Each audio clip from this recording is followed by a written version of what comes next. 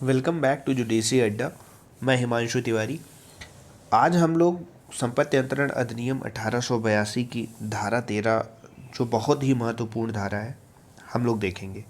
अभी तक हम लोग सेक्शन 12 तक कवर कर चुके हैं, आप ऊपर की वीडियोस में देख सकते हैं। ठीक है। सेक्शन 13 आज़ाद व्यक्ति के फायदे के लिए अंतरण की बात कर रहा है कि transfer for benefit of unborn person. जब हम लोग ये सोचते हैं कि आज़ाद व्यक्ति, जो अनबॉर्न पर्सन, अनबॉर्न चाइल्ड है, उसको हम लोग प्रॉपर्टी देना चाह रहे हैं, इसके पीछे का लॉजिक क्या है कि जब भी कोई आदमी संपत्ति बनाता है, बहुत उसकी मेहनत उससे जुड़ी होती है, बहुत ही उसका उसमें हित होता है, बहुत सारी चीज़ें, उसकी इमोशंस उसमें जुड़े रहते हैं, और वो यही चाहता है कि अगर हम किसी व्यक्ति को प्रॉपर्टी दे रहे हैं, अंतरण करेंगे, तो उसमें जो है ऐसे व्यक्ति के हाथ में जानी चाहिए वो प्रॉपर्टी कि उसका उपभोग सही ढंग से किया जा सके। जैसे किसी नालायक बेटे को अगर दे दी जाएगी तो उसको बेच देगा, अगर कोई शराब पीने वाला आदमी है उसे मिल गई तो वो बेच बाच के उसको शराब पी लेगा। तो जो उसका उत्तराधिकारी हो उस प्रॉपर्टी का, तो वो व्यक्ति जो बनाया है बड़ी मेहनत से, उसके पीछे का लॉजिक यही है कि वो सही हाथ में चली जाए।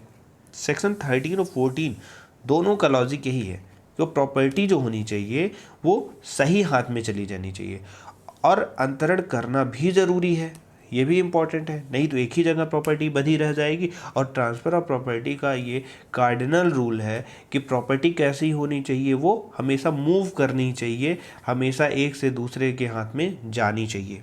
ठीक है। तो 13 को, इस चीज़ को हम लोग दिमाग में रख के पढ़ेंगे कि किसी हम लोग जब अनबॉर्न चाइल्ड को देना चाह रहे हैं तो कैसे अनबॉर्न चाइल्ड को हम लोग दे सकते हैं, किसे हम लोग मानेंगे कि हाँ ये व्यक्ति जो है अनबॉर्न चाइल्ड है और इसे हम दें तो ज़्यादा बेहतर है। क्यों? क्योंकि अब ये भी देखना इम्पॉर्टेंट हो जाता है कि अनबॉर्न चाइल्ड किस लिमिट तक माना जाए, किसी को, किसी की संभावना है, कितने दिन तक माना जाएगा कि हाँ वो बच्चा जो है अस्तित्व में आ जाएगा, ताकि उसको हम इंटरेस्ट दे सके प्रॉपर्टी का। यही चीज़ जानने के लिए हम लोग धारा 13 देखते हैं और ये जानते हैं कि अनबॉर्न चाइल्ड के लिए हम लोग कब ट्रांसफ़र कर सकते हैं। ठीक है।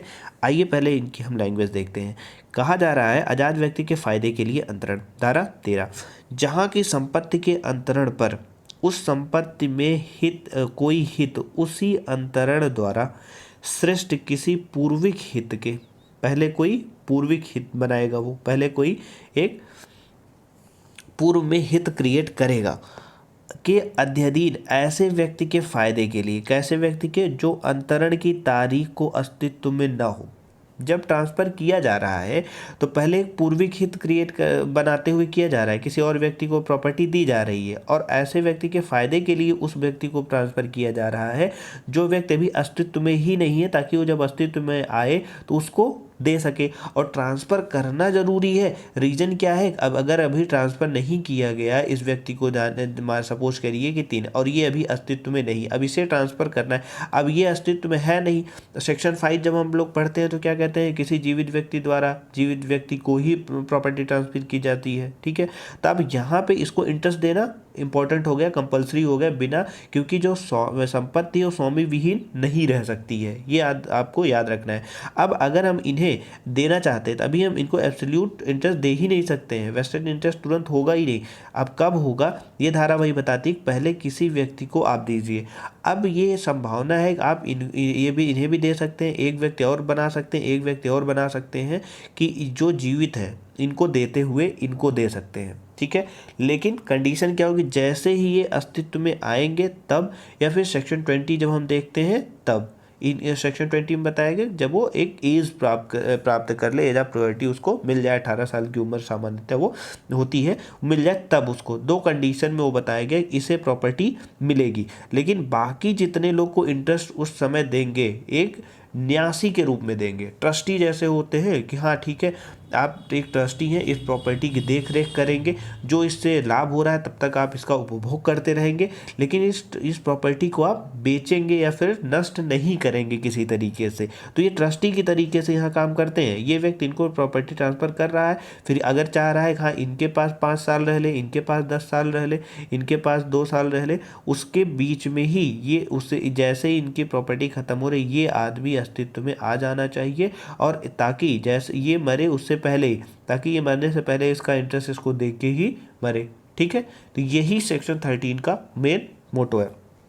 अब इसके लैंग्वेज पे है कि जहाँ के संपत्ति के अंतरण पर उस संपत्ति में कोई हित उसी अंतरण द्वारा सृष्टि किसी पूर्विक हित वर्ड याद रखिएगा, कि अध्ययन ऐसे व्यक्ति के फायदे के लिए जो कैसा व्यक्ति है, तारीख के अंतरण की तारीख पे कैसा है कि अस्तित्व में ना हो, अस्तित्व में ही नहीं है, सृष्ट किया जाता है, दे दिया जा रहा है, कि ऐसे व्यक्ति को प्रॉपर्टी ट्रांसफर की जा रही है जबकि वो अस्तित्व में है नहीं, लेकिन पहले किसे दी जा रही है, किसी पूर्विक हित को बनाते हुए दी जा रही है। ठीक है, आगे वहाँ ऐसे व्यक्ति के फायदे के लिए सृष्ट हित प्रभावी ना होगा जब तक कि उसका विस्तार संपत्ति के अंतरक के संपूर्ण अवशिष्ट हित पर ना हो, जब तक कि उसे एब्सोल्यूट इंटरेस्ट नहीं दिया जाता है। जैसे हमने अभी एग्जांपल के तौर पे बताया कि एक आदमी है, ये क्या काम करता है कि किसी मान लो कि एफ को देना चाहता है।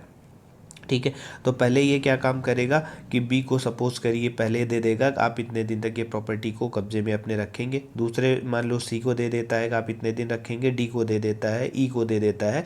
ठीक है, ये कर सकता है, लेकिन जैसे ही ये आता है अस्तित्व में, जैसे ही ये अस्तित्व में आता है वैसे ही क्या हो जाएगी, ये प्रॉपर्टी इसके पास चली जाएगी। वो भी कैसे जाएगी, कहा वर्ड यहाँ पे यूज किया जा रहा है, संपूर्ण अवशिष्ट हित ना हो, वेस्टेड इंटरेस्ट उसको मिलना चाहिए वहाँ पे। ठीक है, वहाँ पे इंटरेस्ट जो होना चाहिए पूर्ण तुरंत चला जाना चाहिए। अब ये नहीं है कि ये जो है एफ है ये पैदा हुआ और इसमें ये कह दिया गया ठीक है एफ तो पैदा हो गया, लेकिन जो क्या काम करते हैं कि जो आगे आने वाली पीढ़ी सपोज करो जी आ गई, एच आ गई, हम उसको दे देंगे प्रॉपर्टी इसके थ्रू, तो वहाँ पे ये चीज़ें नहीं होंगी और 13 का जो प्रिंसिपल होगा वहाँ पे लागू नहीं होगा। 13 का प्रिंसिपल क्या कहता है, जब उस व्यक्ति को आप देंगे वो एब्सोल्यूट देंगे, वेस्टेड इंटरेस्ट होगा, उसके आगे आप ट्रांसफ़र नहीं करेंगे। ठीक है, इसको अगर हम लोग एक एग्जांपल के माध्यम से समझना चाहें कि सपोज़ करो कि का एक आदमी है, ठीक है, का है उस संपत्ति का जिसका वह स्वामी है, मान लो एक प्रॉपर्टी है इसकी है। ठीक है, खा को अनुक्रमशः अपने और अपने आश्रित पत्नी को, अब किसको दे रहा है, खा को दे रहा है। ठीक है, और किसे दे रहा है, अपने आश्रित पत्नी। अब यहाँ पे वर्ड हम क्या बोल रहे हैं बार बार, आश्रित पत्नी। ठीक है, जो प्रोबेबिलिटी है कि उसकी पत्नी है हो सकती है जीवन पर्यंत के लिए, और उसकी जो है और उत्तरजीवी जो होगी उसकी मृत्यु के पश्चात जो आश्रित विवाह के ज्येष्ठ पुत्र होंगे, मान लो हम कह रहे हैं कि अंदाजतन उसका पुत्र जो होगा ए होगा, उसके जो विवाह होगा, उसका जो बड़े लड़के का विवाह होगा उसके जीवन पर्यंत के पश्चात दूसरे पुत्र के लिए न्यास के रूप में, अब हम कह दे रहे इसकी जब शादी होगी तो ये जो इसका जो दूसरा पुत्र होगा उसके उसके लिए हम इसको दे देते हैं।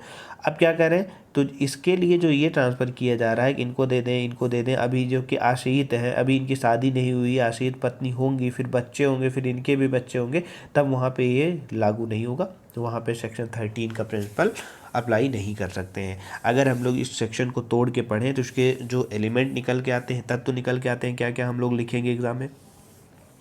पहला, आज़ाद व्यक्ति के फायदे के लिए प्रत्यक्ष रूप से किया गया अंतरण शून्य है। Transfer for benefit of unborn person if made directly is void. अगर डायरेक्ट हम लोग उनको इंटरेस्ट दे रहे हैं, डायरेक्ट हम ट्रांसफ़र कर दे रहे हैं, नहीं जो आदमी पैदा नहीं हो उसे हम डायरेक्ट ट्रांसफ़र कर रहे हैं, तो ट्रांसफ़र कैसा हो जाएगा, शून्य हो जाएगा। ठीक, दूसरा तत्व क्या निकल के आएगा, अंतरण अजात व्यक्ति के फायदे के लिए होना चाहिए। अब यहाँ पे याद रखिए वो कैसे होना चाहिए, फ़ायदे की, यहीं से हम एलिमेंट सारा निकाल रहे हैं, ये आपको याद रखना है। ठीक है, आज़ाद व्यक्ति का जो अंतरण होना चाहिए वो कैसा होना चाहिए, उसी के फ़ायदे के लिए होना चाहिए।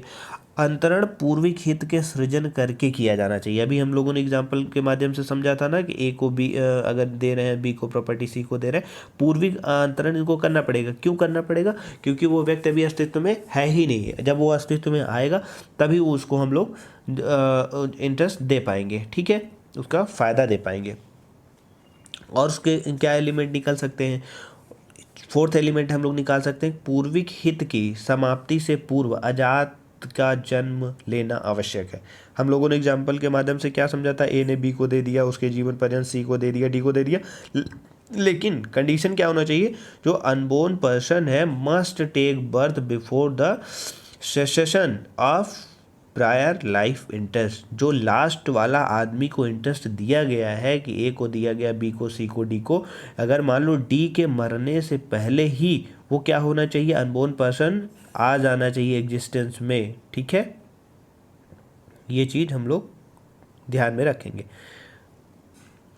आगे क्या निकाल सकते हैं एलिमेंट इसमें से, और अंतरण संपत्ति में अंतरणकर्ता के बचे हुए संपूर्ण हित का किया जाए, ये भी याद रखना है। Transfer is to be made of whole of the remaining interest of the transferor in the property, जो उसका हित होना चाहिए वो कंप्लीट होना चाहिए। ऐसा नहीं है कि आप पार्शियलिटी करके उसमें दे रहे हैं, नहीं इतना इंटरेस्ट इनका, इतना इंटरेस्ट इनका हो जाएगा, वो कैसा होना चाहिए, संपूर्ण हित का होना चाहिए। एक एलिमेंट और हम लोग निकाल सकते हैं, क्या, अजात व्यक्ति जन्म लेने के दिन से संपत्ति में निहित हित प्राप्त करेगा। वेस्टेड इंटरेस्ट की मैं बार बार बात कर रहा हूँ सेक्शन 21 में आई थिंक। तो ये चीज़ आप लोग याद रखेंगे कि जैसे ही आज़ाद व्यक्ति जैसे जन्म लेने के दिन से ही वो क्या करेगा, वेस्टेड इंटरेस्ट वहाँ पे उसको मिलना ही मिलना चाहिए। अब सेक्शन 13 में हम लोग कुछ चीज़ें याद रखेंगे कि इसमें ही बात की जाती है कि रूल्स अगेन डबल पॉसिबिलिटी किस सेक्शन पे बेस्ड है। क्वेश्चन बन जाता है rules against double possibility is based on section 13। याद रखना है दोहरी संभावनाओं के विरुद्ध जो नियम है वो किस सेक्शन में है, सेक्शन 13 पर आधारित है। इस पे एक बड़ा जाना माना केस था 1890 का, बिटनी वर्सेस माइकल का, ये याद रखेंगे। और गिरजेश दत्त वर्सेस दाता दीन का मामला भी इस पे इम्पॉर्टेंट है सेक्शन 13 पे। इसमें क्या हुआ था कि जो गिरजेश दत्त बनाम दाता दीन के मामले में ये किया गया था कि अवैध अंतरण पर आधारित वैध अंतरण भी अवैध हो जाता है। ठीक है, ये चीज़ आप याद रखेंगे। गिरजेश दत्त वर्सेस दाता दीन, it is held that a valid transfer based on illegal transfer is also invalid.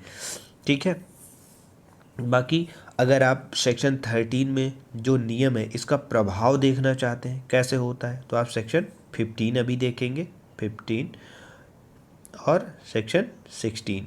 ठीक है, दो अगर देखेंगे तो आपको इसके नियम का प्रभाव पता चल जाएगा। अभी हम लोग आगे देखेंगे।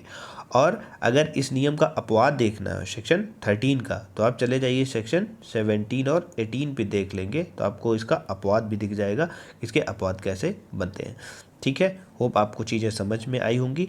अब हम लोग जो है सेक्शन 14 को नेक्स्ट वीडियो में देखेंगे। Thank you so much.